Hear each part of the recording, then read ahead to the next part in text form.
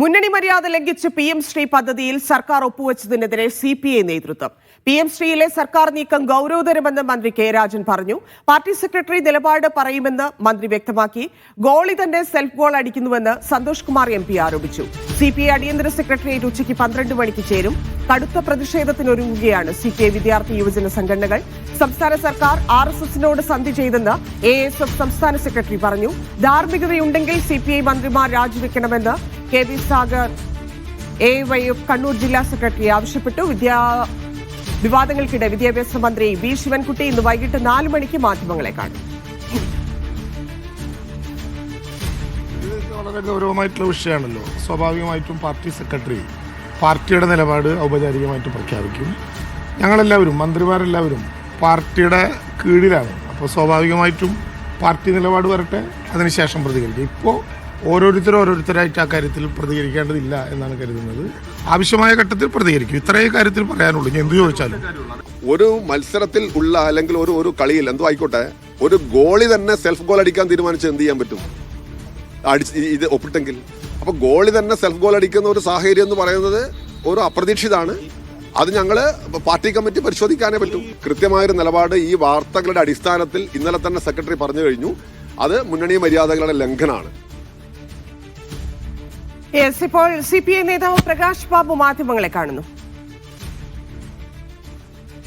നയപരമായ കാര്യങ്ങളിൽ government secretary അതിൽ ഒപ്പിടാൻ പാടില്ലാത്തതാണ്. അപ്പം പിന്നെ അതെങ്ങനെ സംഭവിച്ചു എന്നുള്ളത് ക്യാബിനറ്റിലെ അംഗങ്ങൾ കൂടി പങ്കെടുക്കുന്നതാണ് സെക്രട്ടേറിയറ്റ് യോഗം. അതിൽ ചർച്ച ചെയ്തിട്ട് എന്താണ് സ്ഥിതി എന്നുള്ളത് മനസ്സിലാക്കിയതിന് ശേഷം നമുക്ക് അതിന്മേൽ പ്രതികരിക്കും. ഈ CPI ജനറൽ സെക്രട്ടറി അടക്കം ഈ വിഷയത്തിൽ ചർച്ചയ്ക്ക് തയ്യാറാണ്, ചർച്ച ചെയ്ത് പരിഹരിക്കാമെന്ന് പറഞ്ഞതിന് പിന്നാലെയാണ് ഒരു ചർച്ചയും കൂടാതെ ഒരു ഒപ്പിടലേക്ക് കാര്യങ്ങൾ പോയത്. ഇതൊരു തരത്തിൽ CPI അപമാനിക്കുന്ന നിലപാടല്ലേ CPI? അല്ല, അങ്ങനെയാണെങ്കിൽ CPM ജനറൽ സെക്രട്ടറി അല്ലേ അപമാനിക്കുന്നത്? CPI അല്ലല്ലോ. CPM ജനറൽ സെക്രട്ടറി പറഞ്ഞതിൻ്റെ അടിസ്ഥാനത്തിലാണെങ്കിൽ അതിൻ്റെ മറുപടി പറയേണ്ടുന്ന CPM ജനറൽ സെക്രട്ടറി അല്ലേ.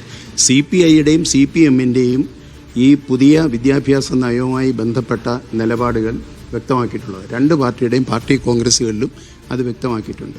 അങ്ങനെ ഒരു നയത്തെ എതിർക്കുന്ന രണ്ട് പാർട്ടികളും നേതൃത്വം കൊടുക്കുന്ന ഒരു ഗവൺമെൻറ്റിൽ നിന്ന് അങ്ങനെ ഒരു തീരുമാനം ഗവൺമെൻറ്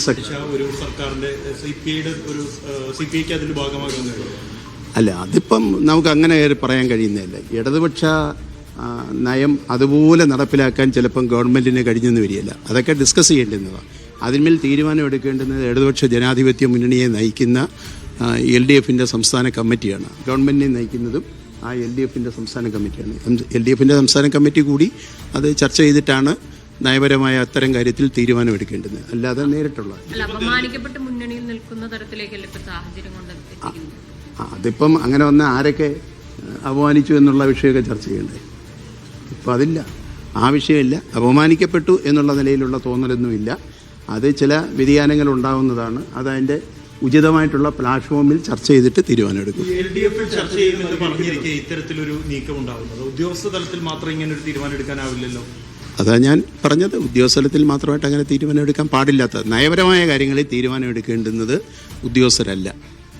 അതായത് CPI കേട്ടില്ലെങ്കിലും കുഴപ്പമില്ല, അങ്ങനെ തീരുമാനത്തിലേക്ക് പോകാമെന്ന് CPM തീരുമാനിച്ചുകൊണ്ടാണ് ഇപ്പോൾ ഒപ്പിടലുണ്ടായത്. അങ്ങനെ ഞാൻ ഇപ്പം വിശ്വസിക്കുന്നില്ല. ചർച്ചകൾ വരട്ടെ.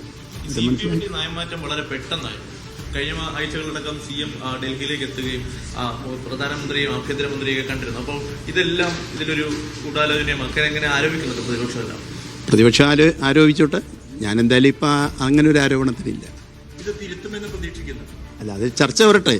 ഇന്ന് CPIയുടെ സ്റ്റേറ്റ് സെക്രട്ടേറിയറ്റിൻ്റെ യോഗം കൂടുകയാണല്ലോ. ഈ വിഷയം ചർച്ച ചെയ്യാൻ വേണ്ടി കൂടുകയാണ്.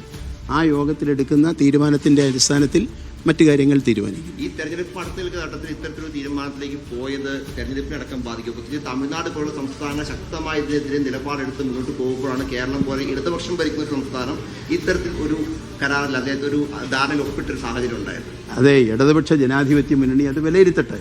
ഇടതുപക്ഷ ജനാധിപത്യ മുന്നണി വിലയിരുത്തണം. അതിനു മുമ്പ് CPIയുടെ സ്റ്റേറ്റ് സെക്രട്ടേറിയറ്റ് യോഗം ഇന്ന് തന്നെ കൂടുന്നുണ്ട്.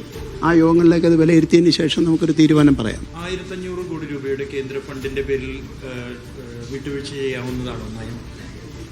അതെല്ലാം പറഞ്ഞു കഴിഞ്ഞല്ലോ.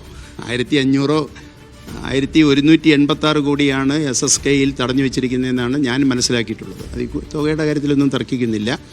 1186 കോടി രൂപ SSKയുടെ ഫണ്ട് തടഞ്ഞു വെച്ചിരിക്കുന്നത് കിട്ടുന്നതിന് വേണ്ടിയാണ്. അല്ലാതെ ഈ PM ശ്രീ പദ്ധതി നടപ്പിലാക്കുമ്പം കിട്ടുന്ന സാമ്പത്തിക നേട്ടമല്ല ഗവൺമെൻറ്റിൻ്റെ അല്ലെങ്കിൽ ആ ഡിപ്പാർട്ട്മെൻറ്റിൻ്റെ ആളുകളുടെ വാദഗതി എന്നാണ് ഞാൻ മനസ്സിലാക്കുന്നത്. PM ശ്രീയിൽ കൂടി 60% സെൻറ്ററും 40% സംസ്ഥാന ഗവൺമെൻറ്റുമാണ്. അതിൽ വരുന്നത് ഇനിയിപ്പോൾ ഒരു വർഷമേ ഉള്ളൂ.